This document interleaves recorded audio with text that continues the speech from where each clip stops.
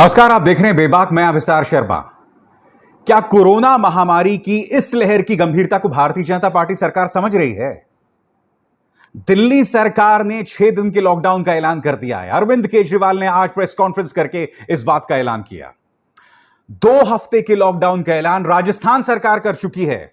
और यही नहीं, महाराष्ट्र में लॉकडाउन तो चल ही रहा है। यानी कि राज्यों को छोड़ दिया गया है कि भाई तुम जो मर्जी करो, मगर केंद्र सरकार जिसे सारथी के तौर पर काम करना चाहिए था, जी हां, बिल्कुल जिस तरह से कृष्ण भगवान ने अर्जुन के रथ के सारथी के तौर पर काम किया था, वो काम केंद्र सरकार को, वो काम मोदी सरकार को करना चाहिए था। मगर मोदी सरकार पूरी तरह से नदारद है। मैं आपको बतलाना चाहता हूं मोदी सरकार और उसके मंत्री कर क्या रहे हैं।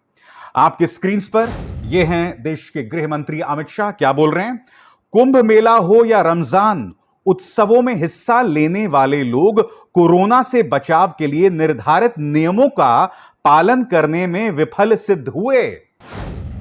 हमारे गृह मंत्री जो लोग कुंभ में भाग लेने गए या रमजान में जो भाग ले रहे हैं, उन पर दोष मढ़ रहे हैं कि इन लोगों ने कोरोना से जुड़े नियमों का पालन नहीं किया।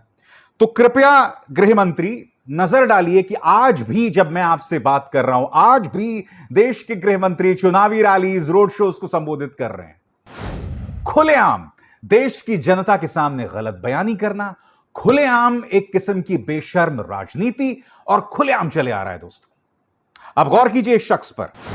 आपके स्क्रीन पर यह हैं पीयूष गोयल। क्या कह रहे हैं? देश के प्रधानमंत्री नरेंद्र मोदी कोरोना संकट का सामना करने के लिए 18 से 19 घंटे काम कर रहे हैं। ये कौन पीयूष गोयल हैं दोस्तों? ये मशवरा दे रहे थे कल तक कि राज्यों को यह नियमित करना चाहिए कि ऑक्सीजन की जो मांग है उस पर कैसे काबू पाया जाए। कोई बेचारा अस्पताल में मर रहा है और यह कह रहे हैं कि ऑक्सीजन की मांग पर किस तरह से काबू पाया जाए। ऑक्सीजन की जो जरूरत है राज्य सरकार वही पूरी नहीं कर पा रहे हैं। और माननीय पीयूष गोयल ये कह रहे हैं कि साहब ऑक्सीजन पर किस तरह से कमी पाया जाए, इस पर राज्य सरकार काम करे। ये न जाने किस ग्रह में रहते हैं। इन्हें देश की समस्या से कोई लेना देना नहीं। और आप कह रहे हैं प्रधानमंत्री 18-19 घंटे काम करते हैं। अरे 18-19 घंटे काम मत कीजिए।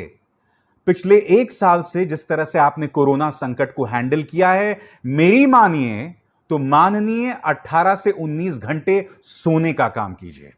क्योंकि जब आप 18 से 19 घंटे सोकर उठेंगे तो आप फ्रेश होकर उठेंगे और उसके बाद आप यकीनन देश की समस्या का सामना करेंगे।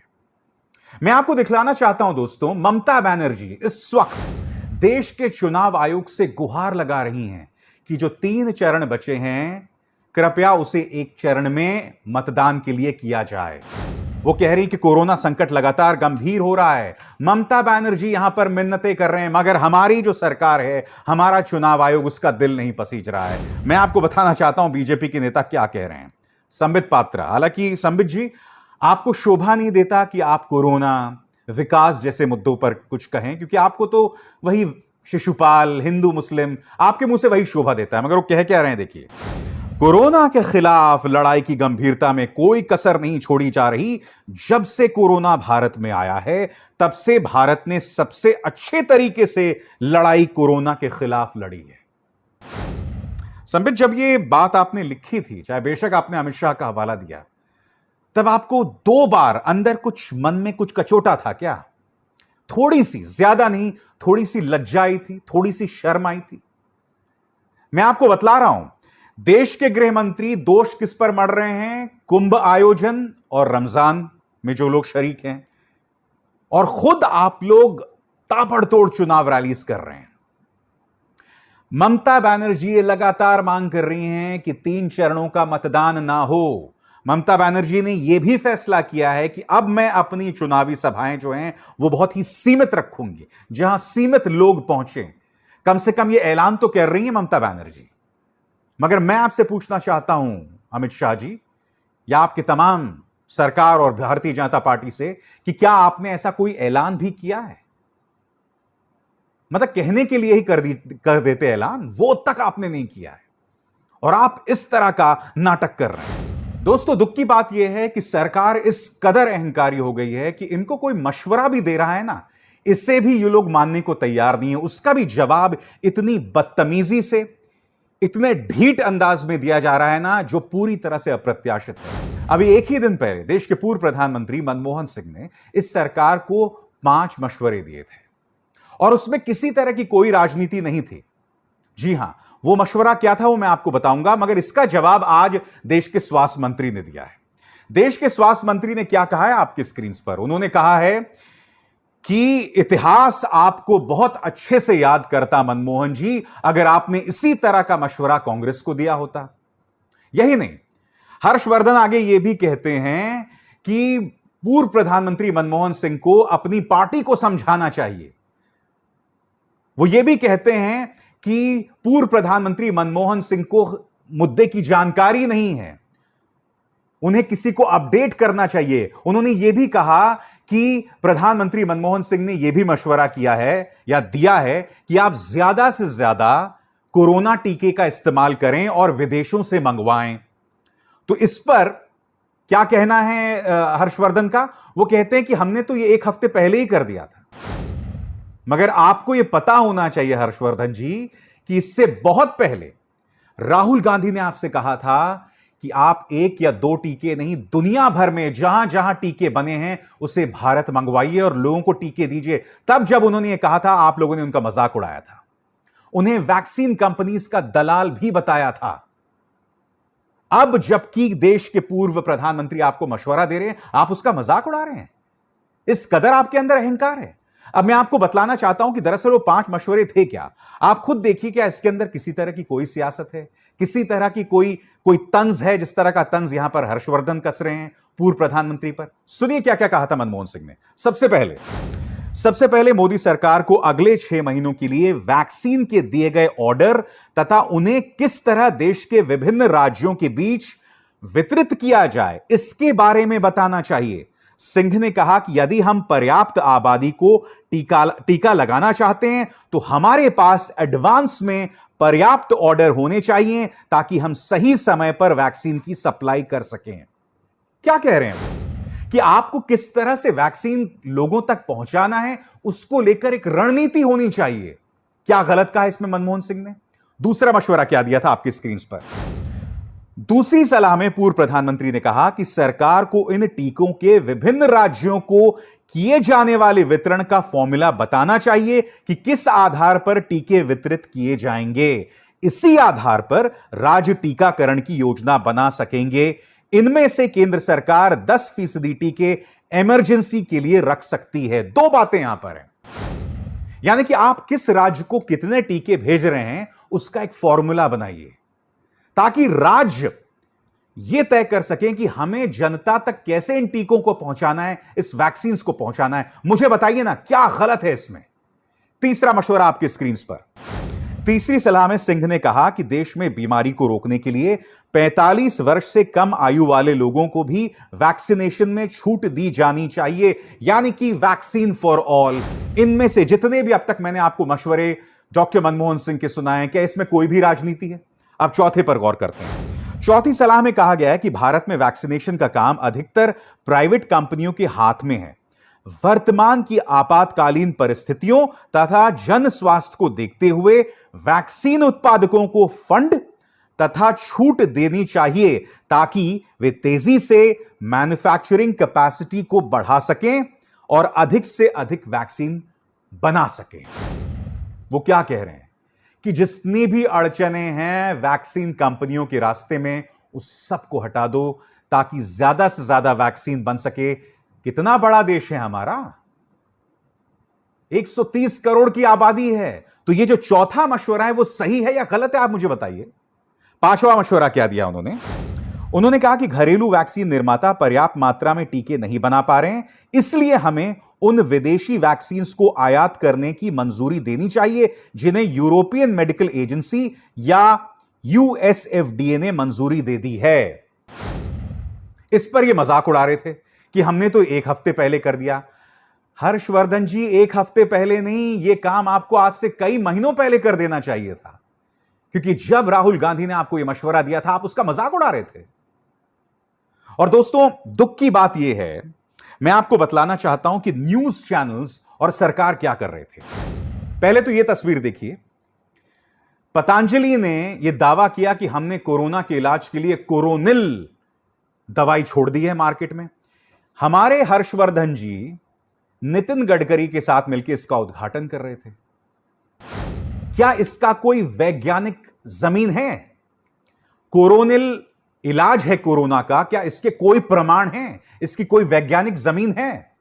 बताइए। और यही नहीं, कुछ दिनों पहले हमारे स्वास्थ्य मंत्री, हमारे साइंस मंत्री काउ साइंस यानी गाय से जुड़े विज्ञान को विकसित करने की बात कर रहे थे। मैं सबसे पहले यह आपसे पूछना चाहता हूं हर्षवर्धन जी, आपने कोरोनिल को लेकर जो लंबा चौड़ा आयोजन हुआ था, उसको लेकर आपने उद्घाटन किया। यह खबर देखिए दोस्तों। इस खबर के मुताबिक पतंजलि पीठ में रहने वाले 39 लोगों को कोरोना हो गया है। वो कोरोना से संक्रमित हैं। तो यह सवाल मेरा हर्षवर्धन जी से भी और रामदेव जी से भी, इन लोगों को कोरोनिल खिलाई कि नहीं आपने? क्योंकि अगर कोरोनिल इतनी चमत्कारी दवा होती और अगर आपने उन 39 लोगों को खिला दिया होता तो उनका तो इलाज हो जाना चाहिए था। उनका इलाज तो हो जाना चाहिए था ना। हमारे हर्षवर्धन जी जो कहने को साइंस मंत्री हैं, कहने को स्वास्थ्य मंत्री हैं, इस तरह के अनसाइंटिफिक काम कर रहे थे और फिर यह हमला बोलते हैं देश के पूर्व प्रधानमंत्री मनमोहन सिंह पर, जो अपनी तरफ से एक सकारात्मक सोच लेकर सामने आए। वाकई शर्म तक नहीं आती इनको। और उससे भी बड़ी बात दोस्तों, ये देखिए, इंडिया टीवी इस चीज का प्रचार प्रसार कर रहा है कि कोरोनिल किस तरह से इलाज है कोरोना का। क्या इन्होंने किसी तरह का कोई वैज्ञानिक शोध किया कोई वैज्ञानिक शोध?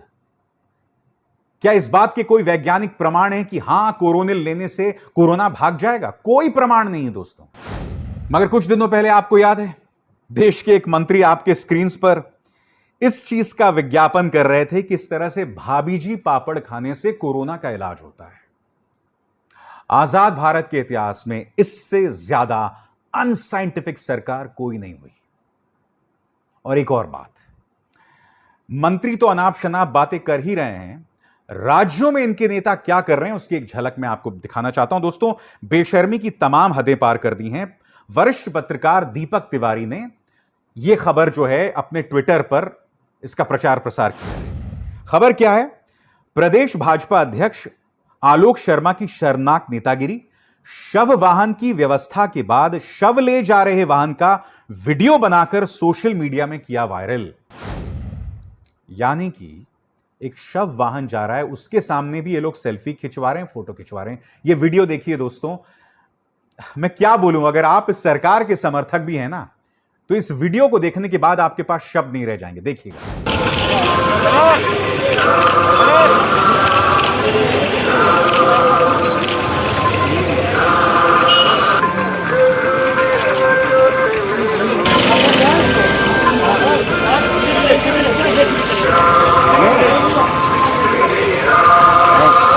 और यही वो मध्य प्रदेश है जहां के इंदौर में कल ही की बात है, गुजरात से ऑक्सीजन लेकर एक बहुत बड़ा ट्रक आता है। ये लोग 2 घंटे तक रोके रखते हैं। क्यों? क्योंकि प्रेस के सामने ये लोग फोटो खिंचवा रहे थे। 2 घंटे तक इन्होंने रोक कर रखा था। मैं आज समझना चाहता हूं कि आपके लिए क्या जरूरी है, देश की जनता की सेवा, राज्य की जनता की सेवा, या फिर इस तरह से आप जो है काम कर रहे हैं वो? कोई जवाब है आपके पास? दोस्तों, जाने माने लेखक अजय सिंह ने एक कविता लिखी है। अजय सिंह ने कविता किसके लिए लिखी है? उन्होंने किसी का नाम नहीं लिया। अब जाहिर सी बात है, जब कवि ने किसी का नाम नहीं लिया तो मैं भी उसे नाम नहीं दे सकता। इस कविता का शीर्षक है मरघट का शहंशाह। मैं चाहूंगा कि आप इस कविता को मेरी आवाज में सुने। मैं यह भी नहीं बताऊंगा आपको कि यह कविता किसके लिए लिखी गई है, मगर यह कविता बहुत ही जोरदार है दोस्तों। मैं चाहूंगा कि आप इस कविता को सुने। उसकी ख्वाहिशों की तो कोई इंतहा ही ना थी। वो ऊंचे से ऊंचे मकामों पर बढ़ता गया, लाशों की सीढ़ियां चढ़ता गया। खुदा कहलाने का शौक था जिसे, मरघट का मसीहा बन के रह गया। तुम पत्थर की कब्रें बनाना बंद करो, वो मंच समझकर चढ़ जाएगा। फिर शुरू कर देगा भाषण यह सोचकर कि कोई ना कोई मुर्दा तो सुनने आ जाएगा। जिसने दिन रात बस जहर घोला हो हवा में, क्यों उम्मीद करते हो तुम्हारे लिए ऑक्सीजन लाएगा? शमशानों कब्रिस्तानों में कंपटीशन कराने वाला क्या खाक तुम्हारे लिए अस्पताल बनाएगा? ऐसा ना समझो कि उससे तुमसे मोहब्बत नहीं है या तुम्हारे जिंदा रहने में उसे कोई इंटरेस्ट नहीं है। बस उससे कुछ कहो मत, सुनते रहो। फिर देख लेना मियां, जिंदों की तो क्या ही कहो, बहुत जल्द मुर्दों से भी वोट दिलवाएगा। अजय सिंह, बहुत ही खूबसूरत कविता आपने लिखी दोस्त, और देश की जनता जानती है कि कविता किसके लिए लिखी गई है। मैं आपको एक वीडियो दिखाना चाहता हूं दोस्तों। ये निगमबोध घाट का वीडियो है जो फिल्म निर्माता निर्देशक विनोद कापड़ी ने अपने ट्विटर हैंडल पर डाला है। आप इस वीडियो को देखिएगा दोस्तों। ये वीडियो शुरू किसकी तस्वीर से होता है और निगमबोध घाट का है जहां पर शवों का अंतिम संस्कार किया जाता है। ये वीडियो बहुत कुछ कहता है। मैं चाहूंगा आप देखें वीडियो, देखिए।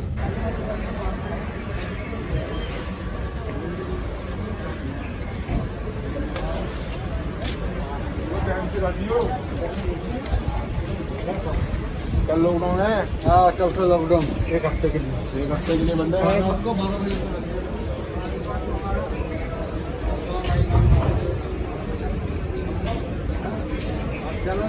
त्राहिमाम मचा हुआ है। दिल्ली में हालात काबू में नहीं है, महाराष्ट्र में हालात काबू में नहीं है, राजस्थान में हालात काबू में नहीं है। यह बात तय हो गई कि जो लोग ढोल पीट रहे थे अपनी स्वास्थ्य व्यवस्था का, अपनी मोहल्ला क्लिनिक्स का, कि हम कितना बेहतरीन काम कर रहे हैं, वो सब एक्सपोज हो गए आज की तारीख में। और ये क्यों हो रहा है? वो इसलिए भी हो रहा है कि आज की तारीख में देश के सामने कोई ऐसा सारथी नहीं है कृष्ण जैसा जो इस समस्या का समाधान कर सके। दोस्तों, आज मैं उत्तर प्रदेश के भारत समाचार न्यूज चैनल देख रहा था और उसमें मैंने देखा कि एक रिपोर्टर हालात को बयां करते करते रोने लगा, क्योंकि उसका सामना हो रहा था वहां जो खराब व्यवस्था है उसको लेकर। खबर क्या मैं आपको बतलाना चाहता हूं, क्योंकि इस मुद्दे को लेकर प्रियंका गांधी ने भी ट्वीट किया है। खबर आपके सामने है। उत्तर प्रदेश में मरीज भर्ती का बहुत बड़ा संकट। सरकार के एक बड़े आदेश के चलते मर रहे हैं मरीज। बिना सीएमओ अनुमति कोई कोरोना मरीज की भर्ती नहीं, यानी कि कोरोना मरीज की कोई भर्ती नहीं। और दोस्तों, भारत समाचार में वो रिपोर्टर बता रहा था कि सीएमओ सो रहा है, सीएमओ में कोई कॉल तक नहीं उठा रहा है, और यहां पर कोई भी कोरोना की भर्ती जब तक आपको सीएमओ की अनुमति ना मिले तब तक नहीं होगी। इस मुद्दे पर क्या कह रही हैं प्रियंका गांधी आपके स्क्रीन पर। कई जगहों से सूचना आई है कि कई गंभीर मरीजों को सीएमओ के पत्र के बिना एडमिट नहीं किया जा रहा। मुख्यमंत्री जी से सीएमओ के पत्र के इंतजार में लोगों की जानें जा रही हैं। ये नियम बंद कराएं और लोगों की जान बचाएं। ऐसी व्यवस्था बनाएं जिससे कि गंभीर मरीजों का अस्पताल में एडमिशन आसान हो सके। ये वो चीजें हैं दोस्तों जिसे राज्य सरकारें बहुत आसानी से हटा सकती हैं, क्योंकि देखिए, व्यवस्था या नियम कानून ऐसे नहीं होने चाहिए जिससे इंसान को तकलीफ हो। यह सोच के भी परे, क्योंकि देखिए, मुख्यमंत्री योगी आदित्यनाथ को खुद को कोरोना है, तो उन्हें समझना चाहिए आम इंसान का दर्द। आप अंदर से इतने बेदिल नहीं हो सकते, आप इस बेरुखी से जनता की समस्याओं का सामना नहीं कर सकते। और जाते जाते मैं आपको टेलीग्राफ के पहले पन्ने पर छपी यह खबर दिखाना चाहूंगा दोस्तों आपके सामने। जब चिताएं जल रही थीं तब मोदी 16 रैलियां कर रहे थे। बस दोस्तों, इसके अलावा मैं आपसे कुछ नहीं कहना चाहता। नमस्कार।